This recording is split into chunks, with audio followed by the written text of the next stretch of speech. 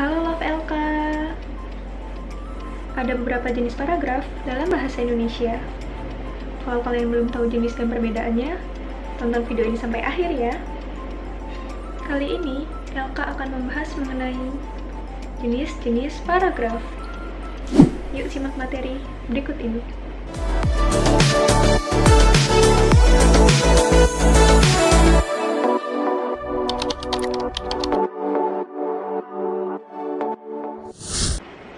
Sekarang kita akan membahas jenis-jenis paragraf. Sebelum itu, kita wajib tahu nih, apa itu paragraf? Paragraf adalah suatu gagasan yang berbentuk serangkaian kalimat yang saling berkaitan satu sama lain. Penggunaan paragraf memudahkan pembaca untuk memahami bacaan secara menyeluruh. Paragraf tersusun dari gagasan utama yang terletak dalam kalimat topik. Selain itu, terdapat kalimat penjelas yang memperjelas kalimat topik. Paragraf memiliki 4 jenis. Jenis pertama adalah paragraf deduktif.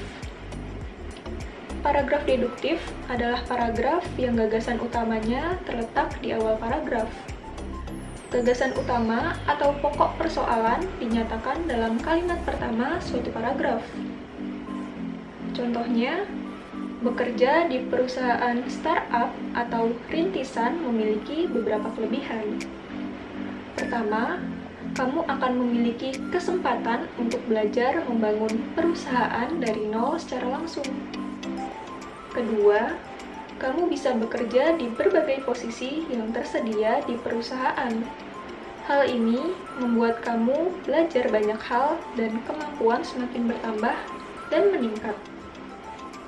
Pada contoh tersebut, gagasan utama terletak di awal paragraf, yaitu bekerja di perusahaan startup atau rintisan memiliki beberapa kelebihan. Oleh sebab itu, contoh tersebut digolongkan sebagai paragraf deduktif. Jenis kedua, paragraf induktif. Paragraf induktif adalah kebalikan dari paragraf deduktif. Paragraf induktif adalah paragraf yang gagasan utamanya terletak di akhir paragraf. Gagasan utama atau pokok persoalan dinyatakan dalam kalimat terakhir suatu paragraf. Contohnya, apapun jika dilakukan secara berlebihan bukanlah hal yang baik, sama halnya seperti mengkonsumsi makanan. Terlalu banyak makan juga bisa mendatangkan berbagai macam penyakit. Misalnya, obesitas, serangan jantung, stroke, atau penyakit-penyakit lain karena kolesterol dan gula. Untuk itu, makanlah sesuai dengan kebutuhan tubuh demi menjaga kesehatan jangka panjang. Pada contoh tersebut, gagasan utama terletak di akhir paragraf, yaitu pada kalimat "untuk itu, makanlah sesuai dengan kebutuhan tubuh demi menjaga kesehatan jangka panjang." Oleh sebab itu, contoh tersebut digolongkan sebagai paragraf induktif. Jenis ketiga adalah paragraf campuran. Dapat dikatakan bahwa paragraf campuran adalah paragraf campuran dari deduktif dan induktif. Paragraf campuran adalah paragraf yang gagasan utamanya terletak pada kalimat pertama dan kalimat terakhir. Dalam paragraf ini terdapat dua kalimat utama. Kalimat utama satu atau kalimat utama yang pertama terdapat di awal paragraf. Kemudian, kalimat utama dua atau kalimat utama yang kedua berada di akhir paragraf. Kalimat terakhir paragraf ini merupakan penegasan dari pernyataan yang dikemukakan dalam kalimat pertama. Dapat dikatakan bahwa gagasan utama kedua yang berada di akhir paragraf merupakan penegasan dari gagasan utama yang terletak di awal paragraf. Contohnya, pendidikan yang paling utama bagi anak adalah pendidikan karakter. Dengan pendidikan karakter yang baik, anak akan mempunyai fondasi karakter dan mental yang kuat. orang tua dan guru pun bisa bekerja sama untuk membentuk karakter anak. Jika berhasil, orang tua dan guru akan lebih mudah dalam mengirim ilmu maupun nasihat kepada anak tersebut. Jadi, pendidikan karakter harus diutamakan dalam pendidikan. Pada contoh tersebut, gagasan utama terdapat di dua tempat, yaitu di awal paragraf dan di akhir paragraf.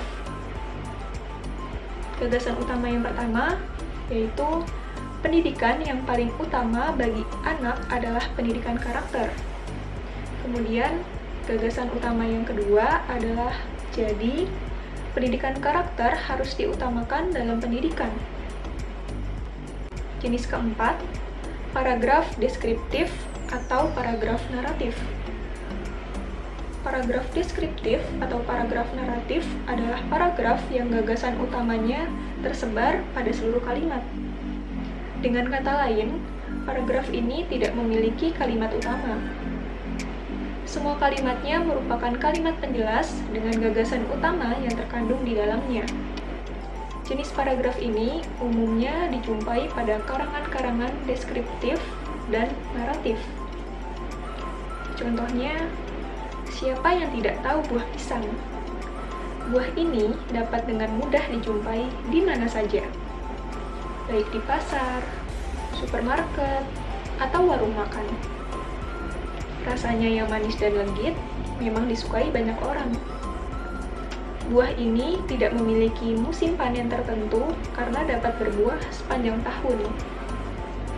Selain itu, pisang juga memiliki harga yang cukup murah dan terjangkau bagi sebagian besar masyarakat. Perlu diketahui bahwa buah pisang memiliki banyak manfaat untuk tubuh. Kandungan antioksidannya yang tinggi dapat menangkal radikal bebas dan membersihkan usus dari racun. Selain antioksidan, buah pisang juga kaya akan serat yang membantu melancarkan proses pencernaan. Untuk itu, pisang sering dikonsumsi sebagai pencuci mulut di setiap acara. Tidak jarang juga dijadikan santapan sarapan. Pada contoh yang terakhir ini, berbeda dengan contoh-contoh lainnya. Pada jenis keempat, yaitu paragraf deskriptif atau paragraf naratif tidak memiliki gagasan utama. Jadi, seluruh paragraf berisi tentang kalimat penjelas. Nah, itu tadi materi mengenai jenis-jenis paragraf. Semoga Love LK dapat memahaminya ya, dan semoga materi ini mampu menambah wawasan kita semua terkait kebahasaan. Mulai sekarang, jangan salah membedakan paragraf deduktif, induktif, campuran, atau paragraf naratif ya. Tidak bosan mengingatkan nih, kalau masih bingung, jangan ragu untuk bertanya di kolom komentar.